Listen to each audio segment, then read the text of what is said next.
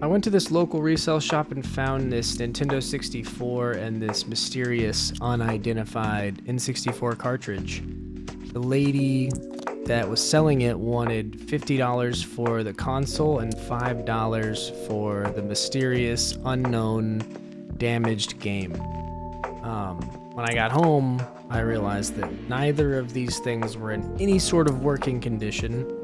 The cartridge had corrosion all over the pins, and the N64 would turn on, but I couldn't get it to boot or post any games that I have. Being the little weirdo, nerdy, hobbyist, just freakazoid, I figured it'd be fun to restore the cartridge and the N64 and get them both working. So I ordered a brand new Nintendo cartridge and I got the reprinted sticker for Fighting Force 64, which is what the game ended up being.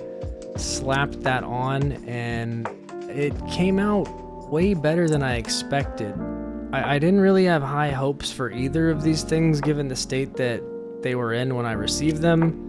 But isopropyl alcohol and a toothbrush and just some elbow grease, cleaning the ever-living shit out of them, seemed to do the trick. A lot of these bolts were so seized up that I had to exert the force of a Super Saiyan to even remotely get them off. I thought several times I was just gonna bust open the case and destroy the whole console and my $50 was gonna be gone.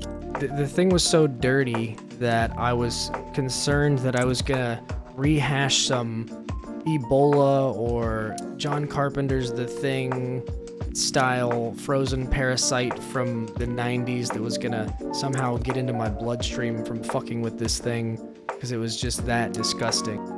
But once it was cleaned up, I mean, the reassembly went together super smooth to where I gained a lot of confidence that I figured I could get this thing working, which was really cool because this is the Nintendo 64 Fantastic Jungle Green variation, which is one of the rarer ones.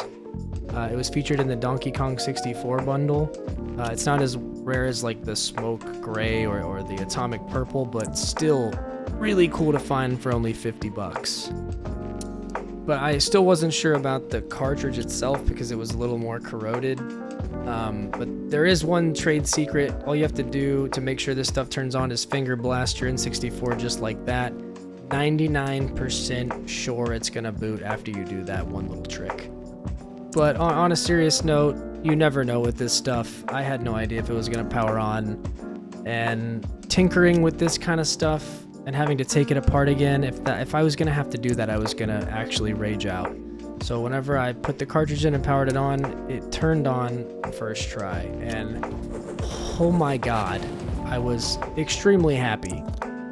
So I obviously had to play the game, and I'd never played Fighting Force 64. It's this like 3D beat 'em up, and you kind of just run around kicking gates down and beating the shit out of people with crowbars, and it's just violent as hell.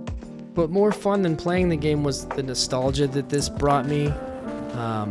Reminded me of No Bills, my mom making, a group of 4 or 5 of my friends Hot Pockets, and we practiced WWE moves on each other while getting close to like actually almost paralyzing each other. The good old days. But yeah, because this one went so well, I'll definitely be on the lookout for more retro consoles to restore in the future.